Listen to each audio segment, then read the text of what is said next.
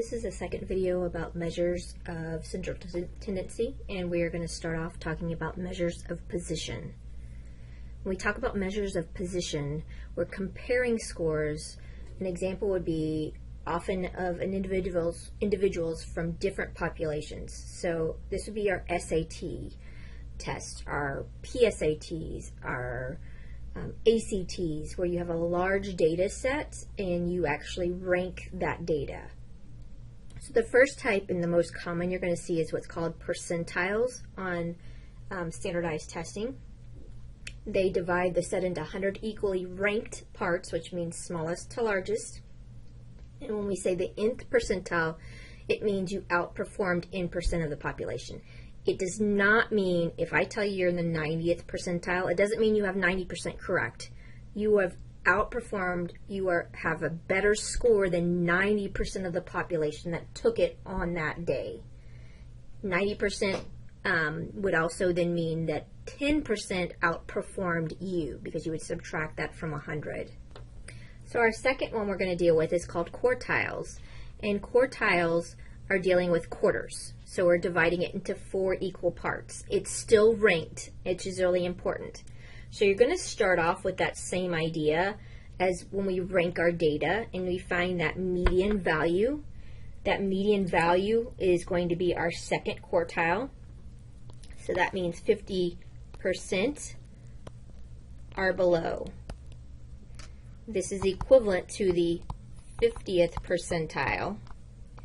And that's where we're going to start, because the second quartile is 50th percentile, which means it's also the median, because 50% of the data is above and 50% of the data is below.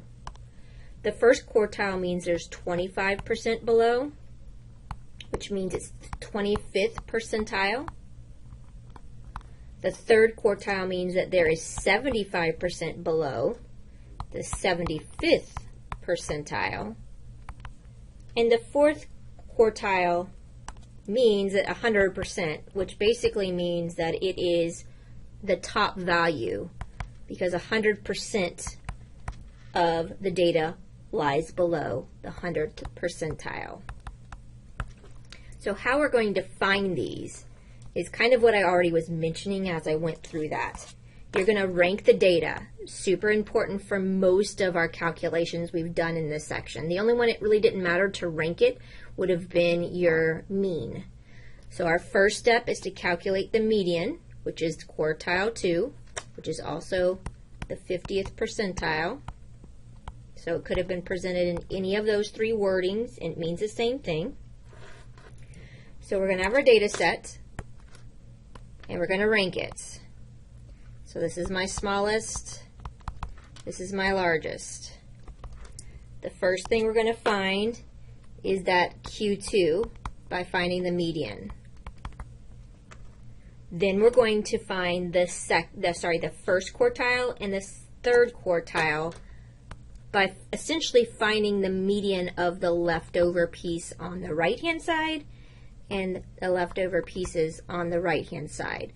So you first find the median, the Q2, by looking at the whole data set.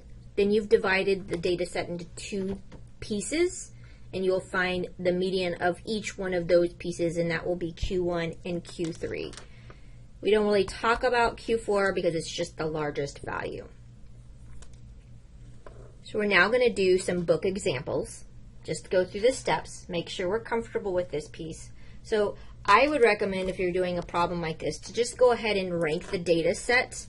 It doesn't need to be done for the mean, but it will help you for a lot of these pieces. So I'm going to cross them out as I collect them. So 4, 6, then we have an 8, scan it across. I have 2 10s, I have a 12, I have a 37, 40, and a 365. Now, because I crossed them out, notice what I just missed. I missed one of my values, and that's why it's super helpful for you to cross them out, because it's super easy for you to miss a value. Double check. I have 1, 2, 3, 4, 5, 6, 7, 8, 9, 10, which is my N, And that would have made sure I got them all as well. Super easy to leave something out when they're not in the order in the beginning. So our first step is going to be the mean, which means add up the total and divide by n. We've already said n is 10. We use our calculator and we add all of these up, being careful again. Make sure you look at what you put in your calculator. You should get a 501. If we divide by 10, that's 50.1. Look at your directions. Our directions say round to the nearest tenths place, which is 1 decimal place, so that is our answer for our mean. So the next step is to find our median, which we already have it ranked, so we're going to count to the 5th spot, 1, 2, 3, 4, 5, and then I have 5 on the left and 5 on the right hand side, so I take the 2 surrounding it, so 10 plus 10 divided by 2, which is 20 divided by 2, which is 10. My mode in this case is what happens the most. Again, it's helpful to have it ordered because we can see right now the only thing that's repeating is the 10. So my answer for the mode is 10. And my mid-range, remember we take our lowest value and we add our highest value and divide by 2. So 4 plus 365 divided by 2 gives me 369 divided by 2, which put in your calculator will give you 184.5. All of these don't have to be ordered data, ranked data, but it helped with 3 of the 4 pieces, so I will suggest you always go ahead and do that piece. Now, again, before I go to the next one, remember, and I'm going to keep reiterating this to remind you of it, the mean is the same thing as Q2, is the same thing as the 50th percentile. The mode is the most. The mid-range is taking the midpoint of the lowest and the highest value. So we have 2 more examples. One is going to be calculating the quartiles of this data set. So we have 20 top ranked, so it's telling me my N already. And so these are the prices for all of them. And if you notice, going from left to right on the rows is actually in order. So that means my ranked data is already done. And since there's 20 of them, we're looking for the 10 spot. So 1, 2, 3, 4, 5, 6, 7, 8, 9, 10. So right here, there's 10 above and 10 below. So for my median, which is the same thing as Q2, we take the 700 and the 720 and divide it by 2.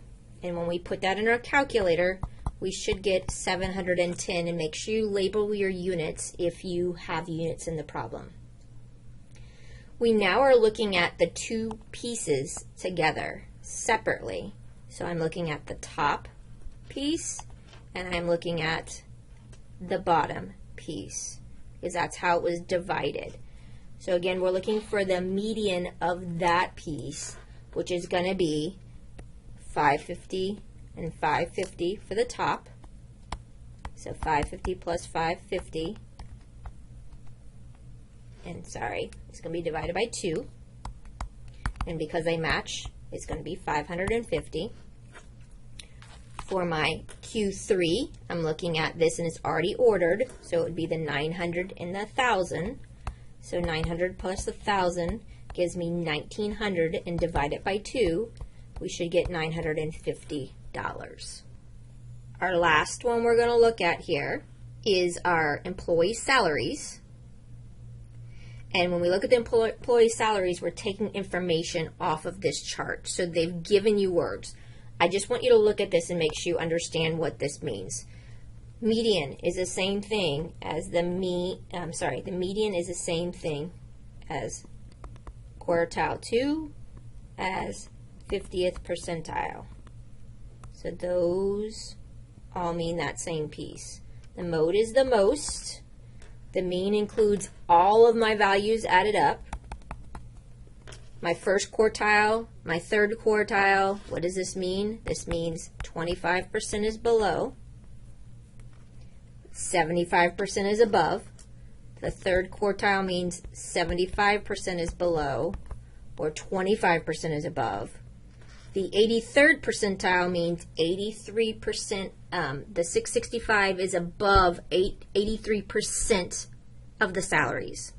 So A says, what's the most common salary? The most is the mode, so my answer there is 580. What salary did half the employees' salaries surpass? That's ranking data, which is the median. So if I look up here at the median, that's the 590.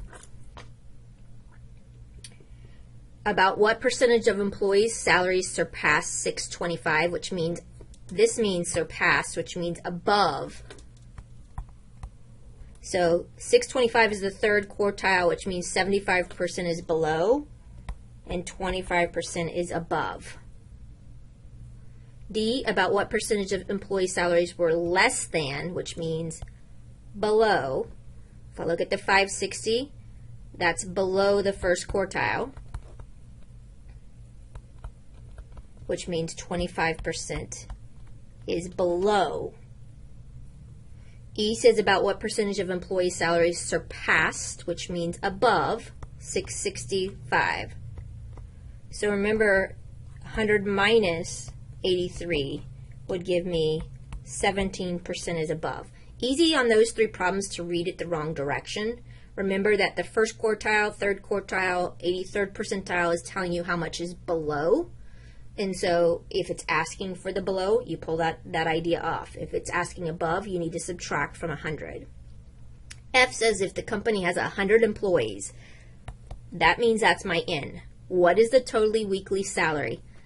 Total, look for those key words. Those are really important words, and that's why it's helpful to kind of label in your head what is each piece. The mean, which is x bar, equals the sum of x over n, which I can use here. So 600 is my mean. I want the total. I was told in this problem that I have 100 employees, so I multiply this across. 600 times 100 gives me 600,000. That is my sum of my x, which is my total salaries.